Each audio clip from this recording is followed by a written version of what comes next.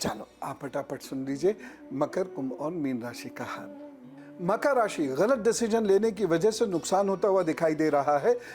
Partnership भी इस दिन कुछ प्रॉब्लम करेगी, घर गृहस्थी में दिक्कतें दिखाई दे रही हैं, लेकिन समय फिर भी कुल मिला के ठीक है। जो लोग सामाजिक या राजनीतिक गतिविधियों में हैं उन्हें बहुत संभल के चलने की आवश्यकता है, नहीं तो वहाँ कुछ परेशानी हो सकती है। अपने स्वास्थ्य का ध्यान रखें और एक सावधानी, और अपनी तरफ से किसी के विरुद्ध कुछ ना कहें। उपाय क्या करेंगे? उड़द की दाल और सरसों के तेल का दान इस दिन जरूर कर दीजिएगा। कुंभ राशि की बात करते हैं। कुंभ राशि के लोगों के लिए थोड़ी सी परेशानी रहेंगी शाम तक, लेकिन उसके बाद अचीवमेंट्स हो जाएंगे। बस एक सावधानी उन्हें बरतने की ज़रूरत है, और वो सावधानी ये रहेगी कि इस दिन आपको दुश्मन नहीं बनाना है किसी को। इसलिए सत्यम वदम पर प्रिय वदम, ठीक है ना? सत्य बोलिएगा परंतु प्रिय बोलिएगा, ठीक है? उपाय क्या करेंगे? इस दिन को अच्छा बनाने के लिए, परेशानियों से मुक्ति पाने के लिए आपको किसी को भोजन कराना चाहिए जिसको ज़रूरत हो भोजन। मीन राशि की बात करते हैं। मीन राशि के लोग इस दिन बहुत कुछ अच्छा कर सकते हैं, बस भावावेश में डिसीजन ना ले, ओवर कॉन्फिडेंट ना हो, और एक सावधानी बरतें, और वो ये कि उनका स्वास्थ्य अच्छा रहे। और वहाँ प्रॉब्लम दिखाई दे रही है, बाकी अच्छा कर सकते हैं। ये ठीक है कि आपको आपका ही पैसा मिलने में परेशानियाँ होंगी, लेकिन मिल जाएगा, इसलिए बहुत चिंता मत करिए। बस अपना काम अपनी मेहनत से करते चले जाइए। उपाय क्या करेंगे? इस दिन को खूब अच्छे से बिताने के लिए आपने 5 फल और शहद का दान मंदिर में करना चाहिए। बस इतना सा काम कीजिए, आगे बढ़िए, प्रभु की कृपा प्राप्त होगी। कुणाल जी हमारे साथ हैं राजकोट से। जी राम राम कुणाल जी। प्रणाम गुरु जी। जी बताइए, date of birth, time of birth और प्लेस ऑफ बर्थ। जी guru ji, date of birth है 15 जुलाई 1977।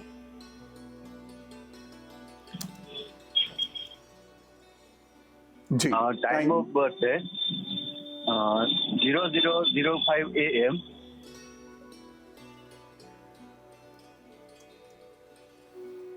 और birth place? Birth place Rajkot Gujarat है गुरु जी।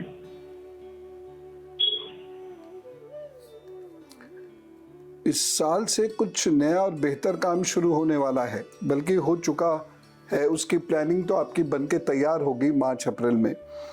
जी, उस पे आगे बढ़ सकते हैं आप। कुछ नया बेहतर हो रहा है, संतान के पक्ष में हो, चाहे वो मैरिज या गृहस्थी, नए घर या नई जॉब या व्यवसाय के शुरू करने से संबंधित हो, वह कुछ कार्य बनता हुआ नज़र आ रहा है मुझे, और उसके दम पर आप काफ़ी वर्षों तक तरक्की करेंगे। जी बताइए, क्या जानना चाहते हैं? पिछले 1 साल से नौकरी में इतनी दिक्कतें बढ़ गई है गुरु जी कि अब नौकरी जाने का खतरा हो गया है। कितनी भी मेहनत करने के बाद भी सफलता नहीं मिलती किसी चीज में। छोड़ दीजिए, दूसरी नौकरी का अप्लाई करना तो आप शुरू कर ही चुके होंगे अप्रैल से। लेकिन गुरुजी, एक बार आपने प्रोग्राम में कहा था कि आप मत कीजिएगा मिथुन राशि वालों को, तो तब से मैंने छोड़ दिया है गुरुजी अप्लाई करना। वो समय निकल गया है, अब आप अप्लाई कीजिए। आपको भावावेश में नहीं लेना है कोई डिसीजन, ये मैंने कहा था, भावावेश में डिसीजन नहीं लेना है, गुस्से में, जल्दीबाजी में नहीं लेना है। ठहर कर सोच समझ कर डिसीजन लें। अब समय आ गया है, आप जॉब में परिवर्तन कर सकते हैं, आपको लाभ मिलेगा। लेकिन बहुत अच्छा समय जिसमें बहुत अच्छी अर्निंग होती है, ये समय आपका शुरू होगा नवंबर 2024 से, और उसके बाद तो खूब तरक्की है आपकी। चिंता ना करें, परिवर्तन करें। और अब करते हैं उनकी बात जिनका है जन्मदिन। तो चलिए आइए सुनिए आपके आगे आने वाले 12 महीनों का हाल। ये 12 महीने आपके लिए अच्छे हैं। खूब मेहनत कीजिए, खूब नई नई चीज़ें करने की कोशिश कीजिए, प्रमोशन की कोशिश कीजिए, कॉम्पिटिटिव एग्जाम्स में सेलेक्ट होने की कोशिश कीजिए, घर बनवाने की या रेनोवेट करने की या ख़रीदने की कोशिश कीजिए, हो जाएगा। वाहन का हो जाएगा, नए रिश्तों का हो जाएगा, परिवार का एक्सपेंशन होता हुआ दिखाई दे रहा है, हो जाएगा। तो कुल मिला के अच्छा समय है, खूब आगे बढ़ने की कोशिश कीजिएगा। कुछ अच्छा हो रहा है इन 12 महीनों में कुछ अच्छा हो रहा है। बस एक सावधानी श्वास को लेकर आपको, खासतौर से सिर, कंधे, पीठ और पैर ये प्रभावित होंगे। थोड़ा ध्यान रखिएगा और ऐसी चीज़ें जो यूरिक एसिड बनाती हैं उनसे थोड़ा दूर रहिएगा। बाकी अच्छा हो रहा है, कुछ बहुत बढ़िया हो रहा है। उपाय क्या करेंगे? प्रतिदिन 1 मुट्ठी आटा निकाल के रख दीजिएगा और उसके बाद किसी सोमवार को या शुक्रवार को उसका दान कर दीजिएगा। बस प्रभु कृपा करेंगे। जन्मदिन शुभेच्छा। और अब धर्मशास्त्र से आप लोगों ने ये इच्छा जाहिर की कि हमको ज्योतिर्लिंग की कथा सुनाएं। मुझे अच्छा लगा। नहीं तो ज़्यादातर लोग वही शादी, ब्याह, नौकरी, व्यापार, पैसा पैसा पैसा पैसा, वो तो मैं बताता ही हूँ, बहुत बहुत बताता हूँ, लेकिन उसके साथ साथ बहुत सारी चीज़ें ऐसी हैं जो ज़िंदगी को बनाती हैं। इसीलिए धर्मशास्त्रों से जो भी मैं बताता हूँ ज़रूर सुना कीजिए। स्वास्थ्य की दृष्टि से मैं जो बताता हूँ प्लीज़ उसे सुना कीजिए। आइए सोमनाथ जी की कथा सुनते हैं। प्रजापति दक्ष हुए हैं। प्रजापति दक्ष की 27 कन्याएं हैं। ये 27 कन्याएं, देखिए पुराण को समझने के लिए आपको ये समझना पड़ेगा कि पुराण साहित्यिक दृष्टि से लिखे गए, उसकी आख्याएं जो हैं साहित्यिक हैं, ठीक है ना। ये 27 नक्षत्र हैं। प्रजापति दक्ष ने अपनी 27 कन्याओं का विवाह किससे किया? चंद्रमा से किया। चंद्रमा को यूं तो सबसे प्रेम था, लेकिन उन्हें रोहिणी नाम की पत्नी से सर्वाधिक प्रेम था। जिनका भी चंद्रमा रोहिणी नक्षत्र में होता है उनका भाग्य बड़ा बुलंद होता है। तो खैर, अब एक पत्नी को वो इतना प्यार करते थे तो 26 कोड़ने लगे, सब इकट्ठी हो गई, अपने पिता के पास यानी दक्ष प्रजापति के पास पहुंच गई। दक्ष को भी बुरा लगा। उन्होंने चंद्रमा से बात की, चंद्रमा को बहुत समझाया, लेकिन कोई परिणाम नहीं निकला। तो उन्होंने चंद्रमा को श्राप दिया, जा तुझे क्षय रोग हो जाएगा, तू क्षीण होता चला जाएगा।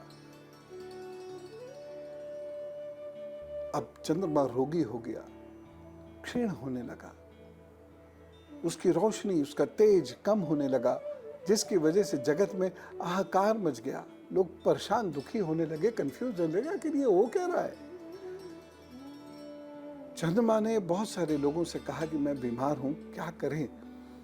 ब्रह्मा जी ने उनसे कहा कि तुम प्रभास क्षेत्र में जाओ। मैं भी बताता हूं ये कहाँ है। प्रभास क्षेत्र में जाओ और वहां भगवान शिव की उपासना करो। ये आप लोगों के लिए भी सलाह है। प्रभास क्षेत्र में जाएं और वहां जाकर भगवान शिव की उपासना करें। ये बड़ा अद्भुत है, सोमनाथ जी में ही है।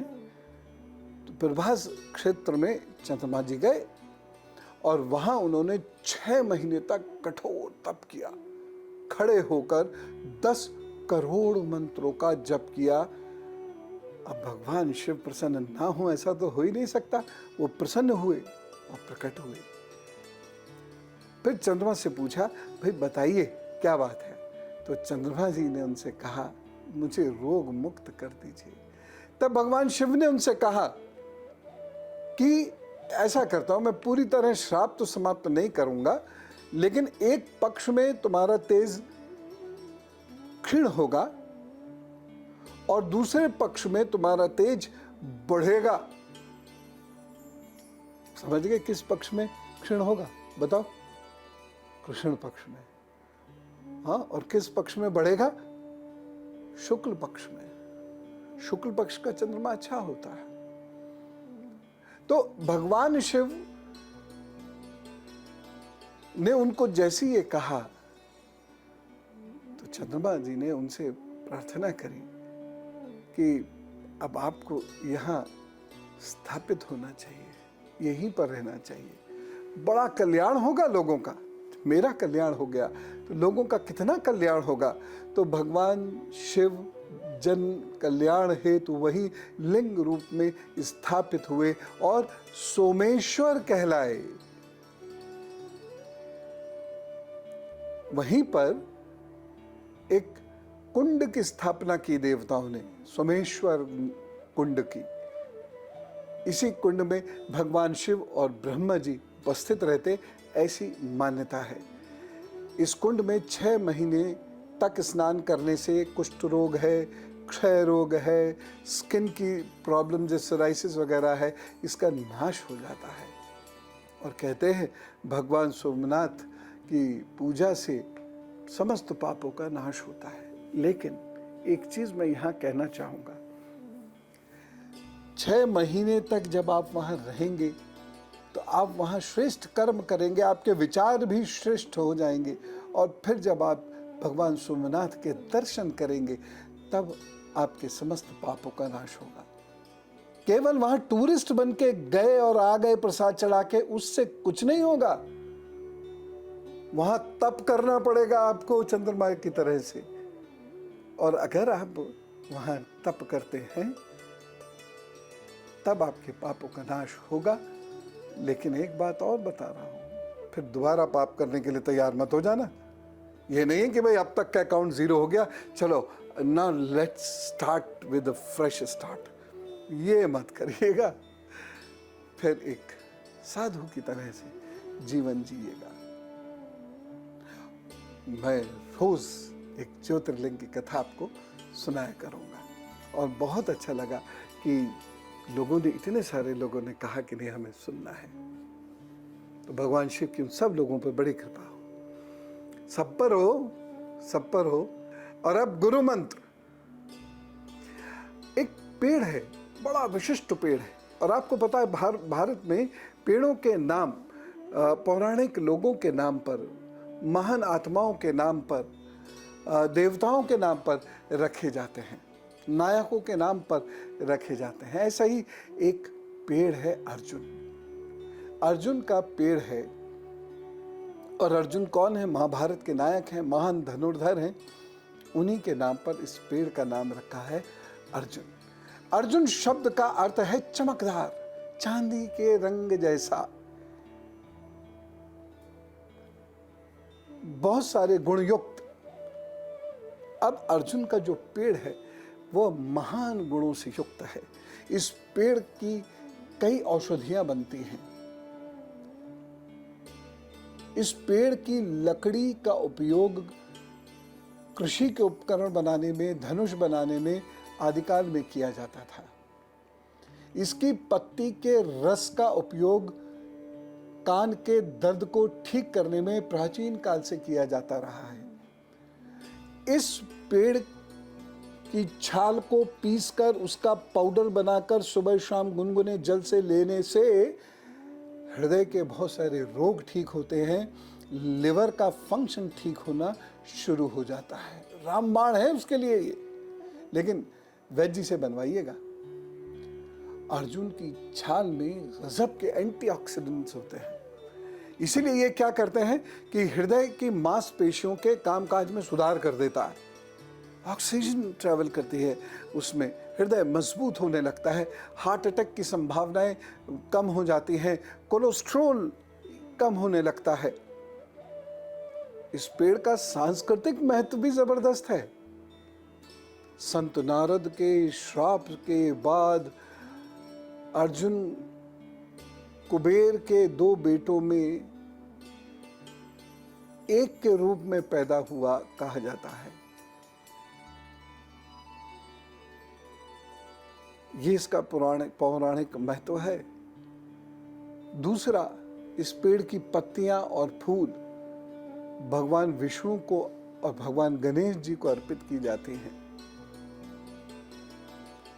बहुत सारी आयुर्वेदिक औषधियां इससे बनाई जाती रही हैं और आज से नहीं, वर्षों से, हजारों वर्षों से ये वृक्ष जो है ये हम सब के बहुत काम आता रहा है। तो कुल मिला के आज का जो विषय रहा बड़ा इंटरेस्टिंग रहा, मुझे तो बहुत मजा आया। राजयोग क्या होता है मस्तक से हम पहचान लिए, साथ ही साथ हमने अर्जुन के पेड़ की बात की और सावन में भगवान शिव का नाम स्मरण करना, सुनना, उनकी कथाएं सुनना, ये भगवान शिव को प्रसन्न करने का अद्भुत मार्ग है। तो आज हमने वो भी किया। अब आपके लिए प्रार्थना, बाबा आप पर कृपा करें, मैया आप पर कृपा करें, आपका दिन बहुत शुभ हो। तो खुश रहना, स्वस्थ रहना और लोगों को भी खुश रखना। राम राम, नमस्कार, भारत माता की जय।